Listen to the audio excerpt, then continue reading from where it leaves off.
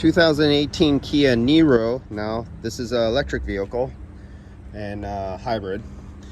So what we have here, the condenser is really not, just a little bow to it, and some have factory bow. It was just barely touched at the bottom. But what you see here, what do you see right here? 2018, you see that oily wet spot right there by where this cap comes up? There's an O-ring right there.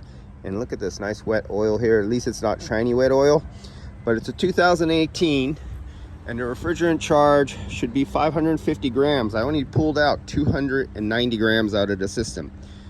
So that's a good size leak for such a short duration of time. And if they don't change this condenser, it had pre-existing damage, which is not damage, just wore out, leaking at this O-ring down here. And the system was already running low on charge. That means at 290 grams, that's more than enough refrigerant to operate and work pretty damn good on a cold day, especially since this is an electric compressor. And with the software arrangement, it senses it's not cool enough, so it'll just spin up the compressor faster to force the compressor to move more pounds of refrigerant past the expansion valve to make it colder even though it's low. And it could do that up to a certain point, but it suffers at overheating the compressor and drawing more power from the HV battery, the hybrid battery.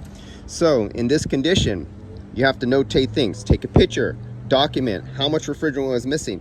This system was operating low on refrigerant, so did it do some damage to that compressor? Notate it, write it down. Now there's almost no way for you can tell, but you can have some tattletale way of looking at some stuff by pulling off the lines off the discharge of the compressor. So if we come back to the compressor and we look at the discharge line right here, this is the discharge line, here's the high side.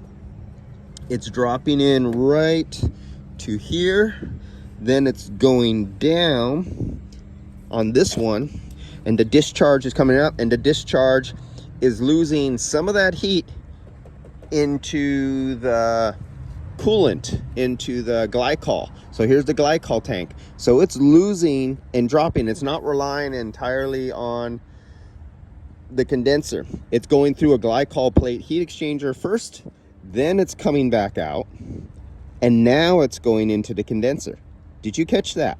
This is not operating where it's coming out of the compressor and going directly into the top of the condenser. It's literally coming out of the compressor, high pressure hot gas, into a glycol loop first. That's your first heat exchanger. Then it's coming out and going into your secondary heat exchanger, which we call a condenser in air conditioning, going through the process, coming down. Then it's going through the port into your receiver dryer that separates out your liquid, has your desiccant material. Then the liquid comes out this bottom port right here into your last 4, 5, or 6 tubes, comes across. Now you're supposed to have a pure liquid that's coming up and going to feed your expansion valve. So we take this port off because this is damaged. The radiator is going to replace the heat exchanger, because look at right here, we have a huge hole inside it. Well, oh no, it's the second one. The radiator is behind it. The glycol loop for the hybrid is the second one we're looking at. So you remove the second one and you look in the discharge port of the compressor. It's not 100% sure fact, but if the compressor really severely overheat and overround for too long, what you'll see is, you see the gray on my finger? You'll see gray powder built up really dark on the inside of the discharge port of the line. That tells you something got really, really hot from the refrigerant level going low. You come up here, you see some more gray, and as you go farther and farther down the line, it's less, because by the time it goes through here, it's had chance.